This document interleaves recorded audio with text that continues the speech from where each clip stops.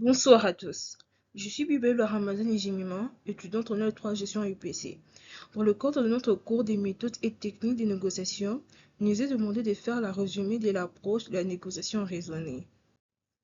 La négociation raisonnée, aussi appelée méthode AVAR, est une approche collaborative de résolution de conflits développée par Roger Fisher et William Ury.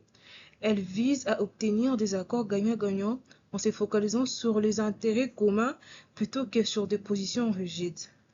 Cette méthode s'oppose à la négociation distributive traditionnelle où les parties cherchent à maximiser leurs gains au détriment de l'autre. Principe théorique. La négociation raisonnée repose sur 4 piliers fondamentaux issus du livre Getting to Yes.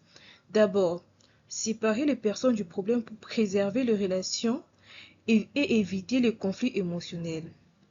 Ensuite, se concentrer sur les intérêts sous-jacents plutôt que sur les positions initiales en explorant besoins, préoccupations et valeurs de chaque partie. Troisièmement, inventer des options multiples pour un gain mutuel via la créativité collective.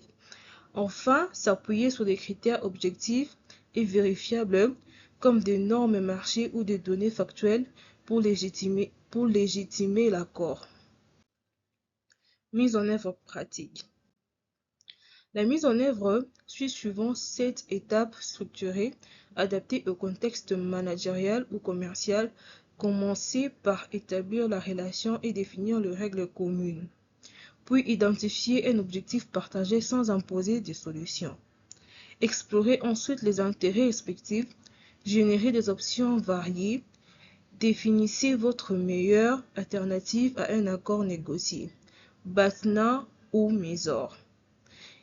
Évaluer objectivement les propositions et conclure par un engagement clair avec suivi. Une préparation rigoureuse est essentielle.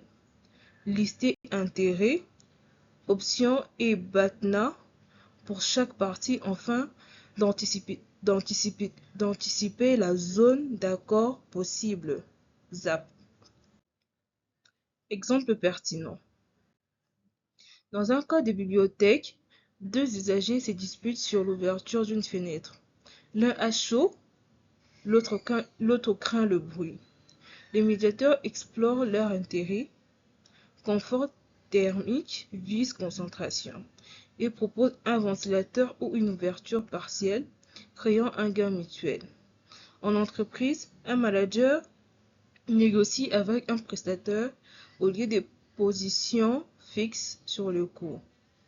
Ils élargissent les prestations à forte valeur ajoutée, satisfaisant besoins budgétaires et expertise via des critères objectifs comme des benchmarks sectoriels. Ces illustrations montrent l'efficacité en business to business pour fidéliser les clients et booster le taux de closing.